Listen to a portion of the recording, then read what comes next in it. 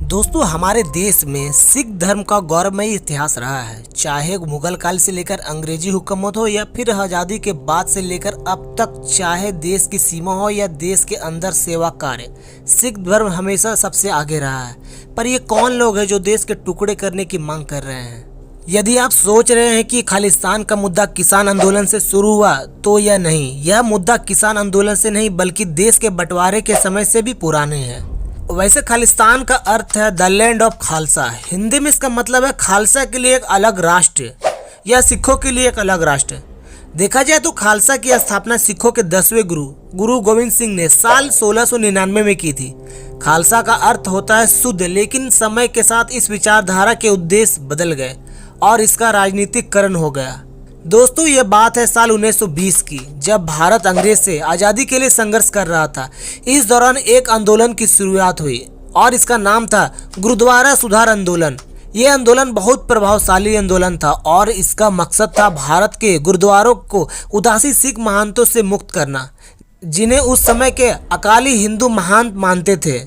हालांकि उदासी सिख संप्रदाय की स्थापना खुद गुरु नानक देव जी के बड़े बेटे श्रीचंद ने की थी। इस आंदोलन के तहत साल 1920 से 1925 के बीच हुए संघर्ष के दौरान 30,000 से ज्यादा सिखों को जेल में डाल दिया गया। 400 सिख मारे गए और लगभग 2,000 सिख घायल हुए थे। उसी दौरान 1920 में 10,000 सिखों की एक बैठक के बाद शिरोमणि गुरुद्वारा प्रबंधक कमेटी का गठन हुआ था और आज भारत में गुरुद्वारों का प्रबंधक इसी कमेटी के पास है।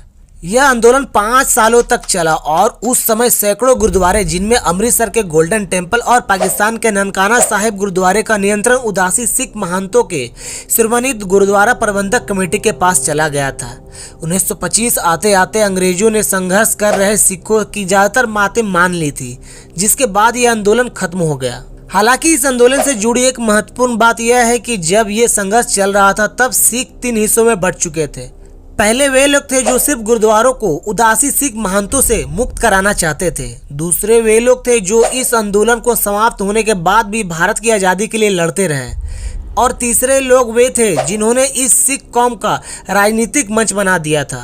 ऐसा करने वाले लोगों ने ही सिख और हिंदू और मुसलमानों से अलग दिखाने का प्रयास शुरू किया और यहीं से अलग सिख देश की मांग ने जन्म लिया, जिसके लिए सिखिस्तान शब्द का इस्तेमाल हुआ। फिर साल 1929 में कांग्रेस के लाहौर अधिवेशन में पंडित जवाहरलाल नेहरू ने पहली बार पूरे स्वराज की मांग रखी थी और अंग्रेजों से भारत को आज़ाद कराने का संकल्प लिया था। लेकिन कांग्रेस के लाहौर अधिवेशन का भी विरोध हुआ। ऐसा करने वाले 3 ग्रुप थे। पहला, मोहम्मद अली जिन्ना, जिसका मानना था कि मुसलमानों के लिए एक अलग देश होना चाहिए। दूसरा ग्रुप भारत के संविधान निर्माता डॉक्टर भीमराव अंबेडकर का था, जो दलितों के लिए अधिकार के लिए संघर्ष कर रहे थे। और तीसरा ग्रुप मास्टर ताराचंद का था, जो कह रहे थे कि अगर भारत में मुसलमानों के लिए अलग सीटें हैं तो इस आधार पर सिख अल्पसंख्यकों के लिए भी सीटें आरक्षित होनी चाहिए। मास्टर ताराचंद उसी शिरोमणि गुरुद्वारा प्रबंधक कमेटी के संस्थापक थे, जिसका गठन गुरुद्वारों को मुक्त कराने के लिए किया गया था।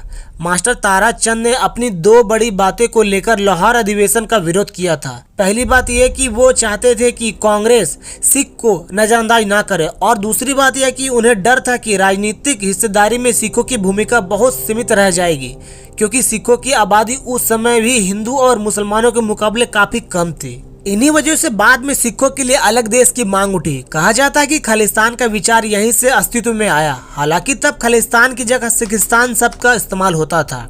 भारत की आज़ादी के लिए हुए आंदोलन के दौरान अलग सिख देश मांग कई बार उठी, लेकिन जब 1947 में भारत आज़ाद हुआ तो उसके 2 हिस्से हुए, पहला भारत और दूसरा पाकिस्तान।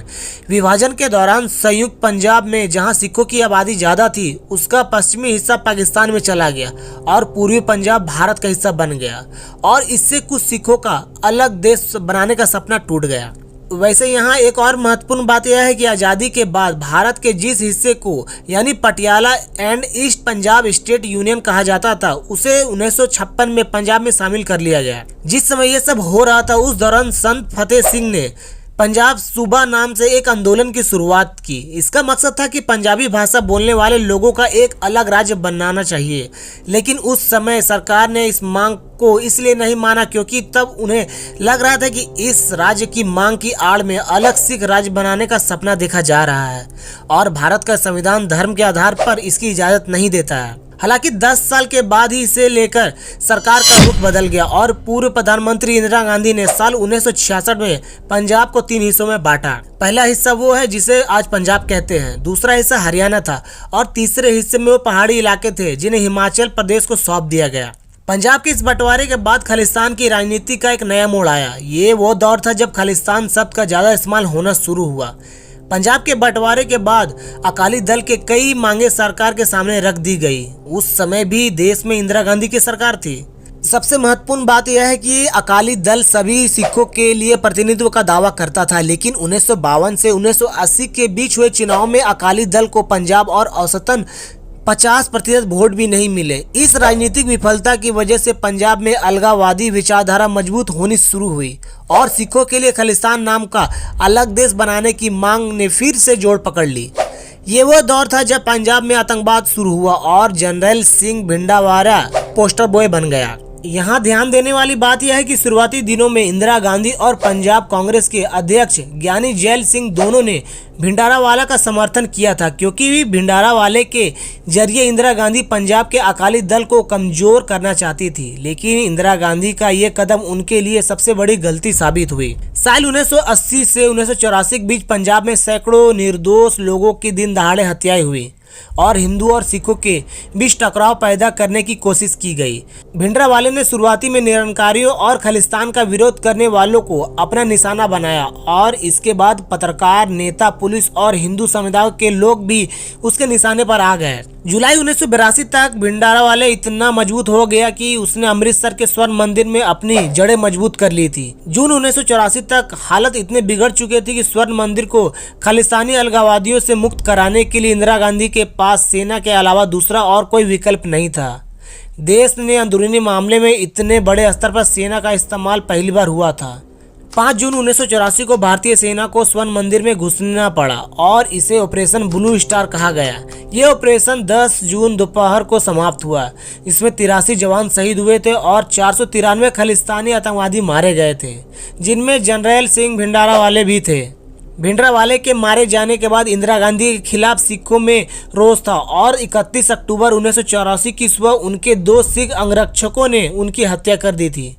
इसी के बाद देश में बड़े पैमाने पर सिखों के खिलाफ दंगे हुए। इन दंगों के बाद धीरे धीरे भारत में खालिस्तान की मांग कमजोर पड़ने लगी।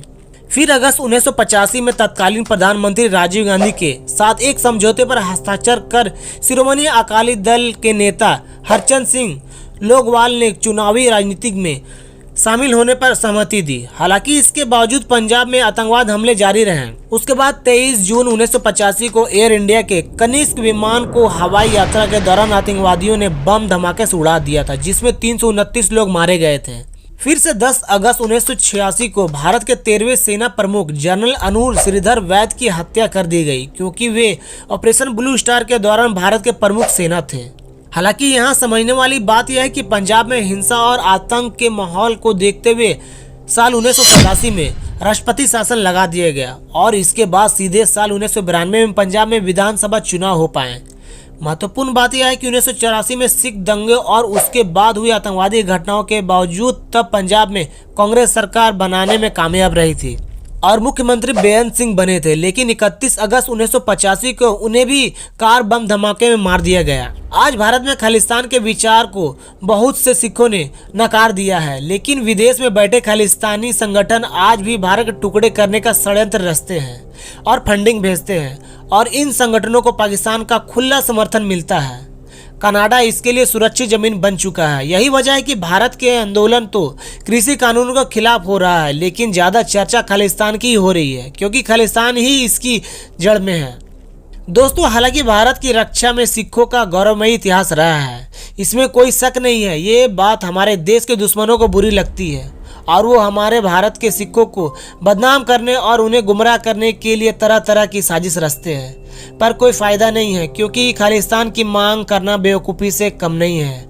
हमारा देश बहुत ही मजबूत हो चुका है।